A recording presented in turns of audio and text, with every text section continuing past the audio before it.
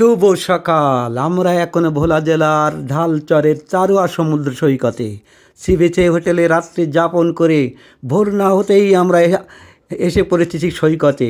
সূর্য এখন ওঠেনি, তবে ওই যে পূবের আকাশে লাল আভা দেখা দিচ্ছে। সমুদ্রের মৃদু ঢেউ মৃদু গঞ্জন আছড়ে পড়ছে, দেখতে বেশ ভালোই লাগছে। আমার সামনে সম্ভবত আমাদের সিনিয়র শিক্ষক জনাব আলমগীর স্যার, তিনিও ওই সকালের এই সুন্দর দৃশ্য উপভোগ করছেন। আসলে এই দৃশ্য সবারই মন কাড়ার মতো, ভালো লাগার মতো একটা সুন্দর সকাল আমরা উপভোগ করছি। এখন সমুদ্র তীরে আমরা যাকে দেখতে পাচ্ছি তিনি হলেন আমাদের সহকারী প্রধান শিক্ষক জনাব শরীফুল ইসলাম স্যার। তিনি গুটি গুটি পেয়ে এগিয়ে আসছেন। আমি তাকে স্বাগত জানানোর জন্য তার কাছে ছুটে যাচ্ছি। এই আনন্দ উপভোগ আসলে সত্যি ভোলার নয়, দারুণ লাগছে।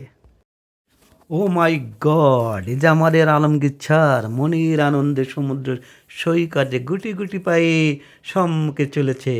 হ্যাঁ, তিনি আস্তে আস্তে তার গতি বাড়িয়ে দিচ্ছে। তিনি যে আসলে এই সৌন্দর্য উপভোগে মোহিত, উদ্বেলিত, তার চলন ভঙ্গিটা প্রকাশ পাচ্ছে। সামনে দেখতে পাচ্ছি নাজমুল স্যার এবং ছোট আলমগীর স্যার ছবি তোলায় ব্যস্ত। তারা সেলফি তুলছে মনের আনন্দে, এবং বড় আলমগীর স্যার সহ সকল স্যারদের আমরা এক জায়গায় হতে দেখছি। এই আনন্দ সবাই আমরা উপভোগ করছি। সত্যি একটা মনে রাখার মতো দিন, একটা মনে রাখার মতো সকাল। স্মরণীয় থাকবে আমাদের এই ভ্রমণ মুহূর্তটুকু।